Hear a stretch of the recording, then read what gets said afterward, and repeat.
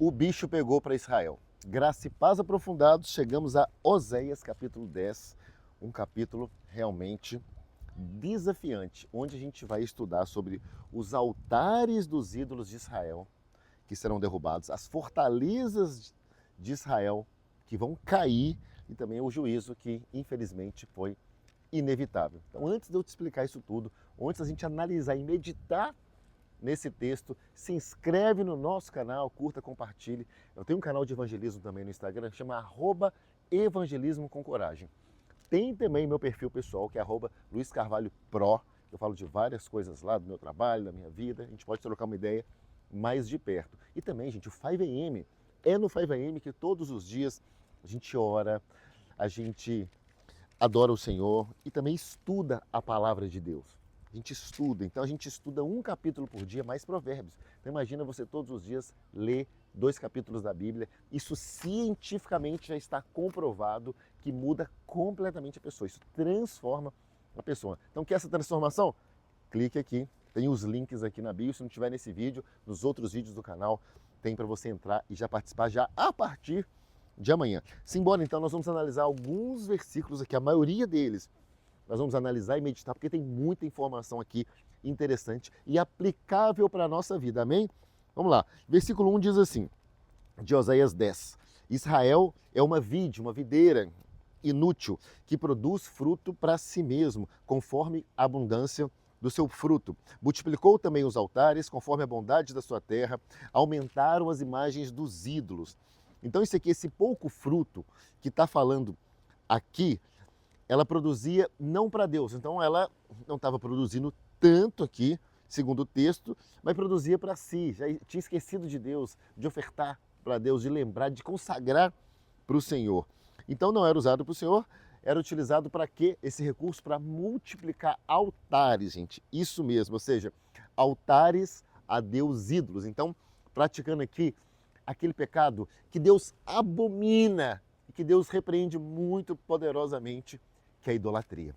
Por isso que a gente vai entender que Israel ficou 1900 anos sem terra, perdida, peregrinando, errante, como diz algumas traduções. Como a gente viu aqui, ó, no último versículo de Oséias 9, a gente vê essa profecia e realmente Israel, depois do ano 70, depois de Cristo, Jerusalém foi destruída e ela voltou só depois do Holocausto da Segunda Guerra, em 1948. Uma punição de 1900 anos. Então aqui a gente vai entender o porquê disso. Porque tamanha punição. Porque Deus, ele disciplina e ele castiga os seus filhos.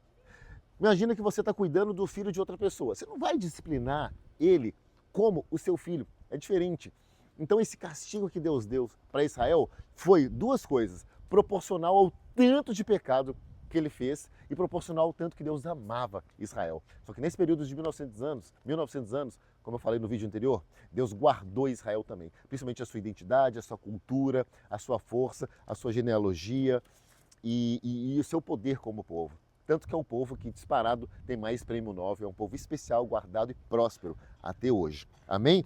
Então vamos então para o versículo 2, que diz assim, o coração deles está dividido, por isso se acharão culpados, ele quebrará os seus altares e destruirá as suas imagens. Então, essa questão aqui, o coração deles dividido, revela o fato de que essa era a fonte do mal deles. Eles tinham o coração dividido, então eles alternavam entre culto ao Senhor e culto idólatra. E, gente, Deus não divide a glória com ninguém, tá? Você na sua vida, você está dividindo a glória de Deus com alguém, com dinheiro, com alguma pessoa, com alguma outra religião, com alguma mandinga, com algum altar idólatra? Ou é Deus ou não é. Ele não vai dividir a glória com nobody. Vamos então, versículo 4, nós vamos falar aqui, ó. Falaram palavras, jurando falsamente ao fazer uma aliança. Portanto, o juízo florescerá como absinto. Absinto era uma erva amarga, nos sulcos dos campos. Então Israel jurou lealdade, sabe a quem? Ao rei da Síria.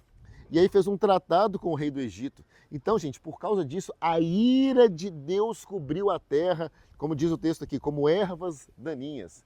Vê só se é coisa de fazer tratado com o rei de outras nações, principalmente sem consultar o Senhor, a não ser que Deus tenha sido consultado e tenha abençoado. Mas aqui o texto fala claramente que não. Foi uma ideia mundana e humana dos líderes de Israel.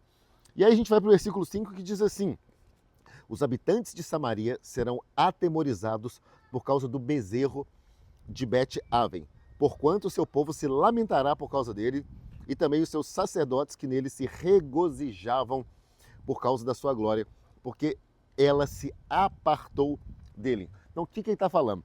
Está falando aqui do povo de Israel sendo chamado, olha o apelido dele, gente, era o povo do bezerro, olha que fama. E eles tinham sido chamados de povo de Jeová, povo de Deus, ok, legal.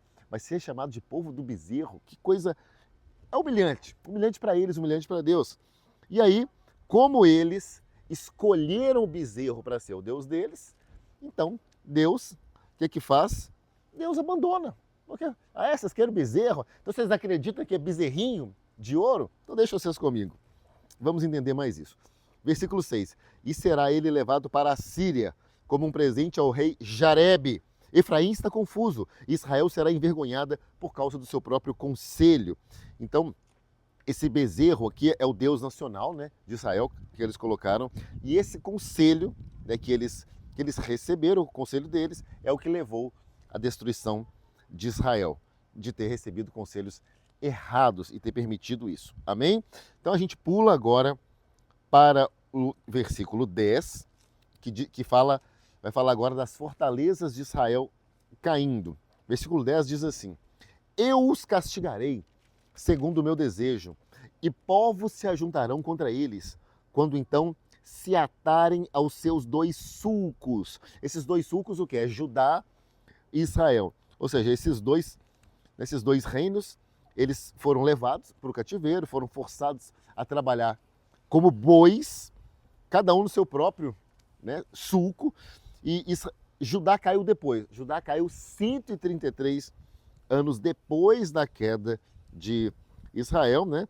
E essa frase aqui, esse termo aqui expressa o que? A determinação de Deus para castigar o pecado e a justiça divina. Quando diz aqui que eu o castigarei segundo o meu desejo. Então a gente vê que Israel realmente ele colheu, né, tudo que ele plantou.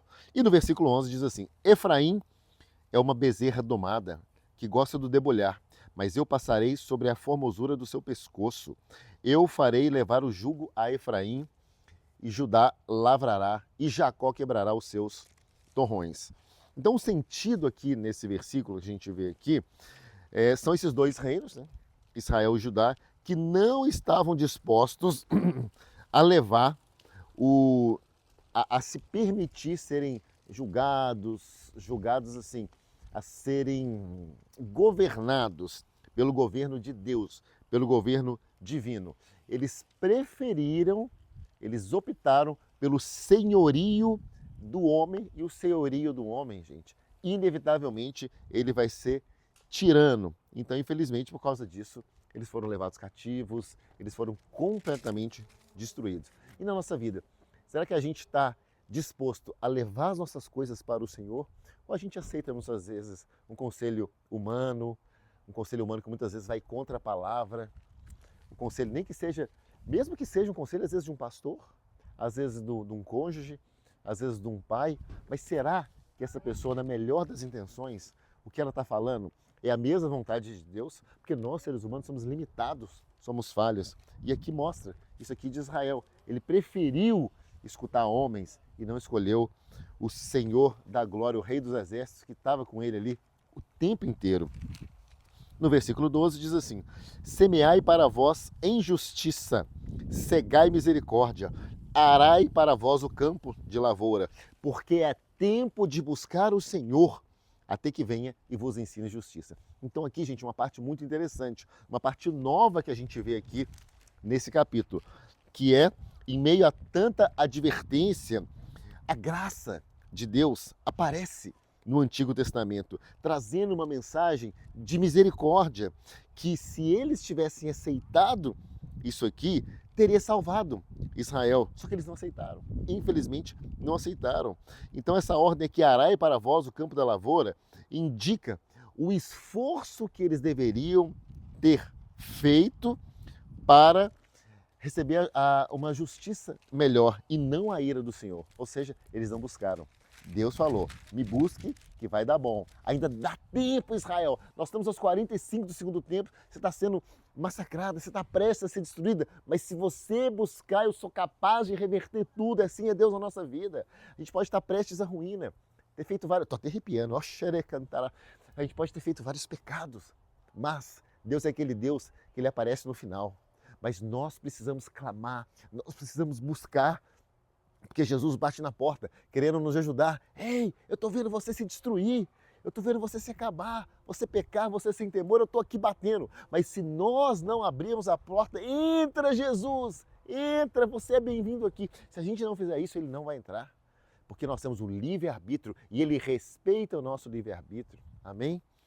E aí, finalmente, nós vamos aqui para o versículo 14, o penúltimo, que diz assim, portanto, entre o teu povo se levantará um grande alvoroço, e todas as suas fortalezas serão destruídas, como destruiu Salmã a Bet-Arbel no dia da batalha. A mãe foi despedaçada com os filhos. Então aqui todas as suas fortalezas refere-se a uma invasão que foi feita, né, pelo rei da Síria. Isso está lá em 2 Reis, capítulo 17, se você quiser aprofundar mais, né? Então, essa batalha são invasões, né, que foram feitas pelo rei da Síria, mas a última invasão de todas elas resultou finalmente no cativeiro, foram levados cativos e destruídos completamente, né? Então essa mãe despedaçada com os filhos mostra o tanto que foi feroz todas essas invasões que aconteceriam. Então um texto bem profético que tudo que foi colocado aqui no texto aconteceu. E, finalmente, para finalizar, o versículo 15 que diz assim, assim fará a vós Betel, por causa da vossa grande maldade, na madrugada será o rei de Israel totalmente destruído. Vamos entender esse termo aqui, rei de Israel. Rei de Israel significa que, a gente também tem isso lá em 2 Reis, capítulo 17, mostrando que a nação ela vai literalmente deixar de existir. Porque uma nação que não tem governo é o quê? Uma nação que ela não existe. Então Israel se perdeu como nação. Só voltou em 1948 por causa disso tudo que está acontecendo. Amém? Então, por causa de toda essa idolatria, de toda essa crueldade que eles fizeram, eles também sofreram também essa crueldade e Deus permitiu e trouxe a sua ira sobre Israel. Então que a gente, na nossa vida pessoal, na nossa nova aliança, porque o Deus da antiga aliança é o mesmo Deus de hoje, o que muda só é a aliança. Então, quando a gente comete erros, como cometeu Israel, recebeu a punição de maneira coletiva. Mas a gente, quando a gente peca, quando a gente comete os nossos erros, a gente vai cometer na nossa vida. Então que a gente não cometa esses erros. Vamos orar nesse sentido, Pai. Pai, em nome de Jesus, que nós tenhamos temor, que a gente tenha entendimento, Pai, de quanto que o Senhor é maravilhoso, de quanto que o Senhor é grandioso, que a gente possa andar nos caminhos do Senhor, para receber toda a Tua misericórdia, toda a Tua graça, Pai. Traga a Sua graça, Pai, sobre a nossa vida, Pai. Nos dê fome e sede da Tua presença e da Tua palavra, para a gente viver o melhor do Senhor nessa terra. É o que nós pedimos em nome de Jesus. Amém. Se esse vídeo fez sentido para você, esse conhecimento, se você quer rever esse vídeo também faz sentido, porque assim, são informações que a gente tem que entender na nossa vida, porque caso a gente caia, terrível coisa é cair nas mãos do Deus vivo, porque a gente não cai nas mãos do Deus vivo. Então essas palavras de exortação, a gente vê o que foi previsto para Israel, né? O que foi profetizado e aconteceu, aumenta nosso temor e aumenta o nosso sentido de viver realmente essa palavra de uma maneira prática e não apenas teórica. Amém? Deus te abençoe, em nome de Jesus.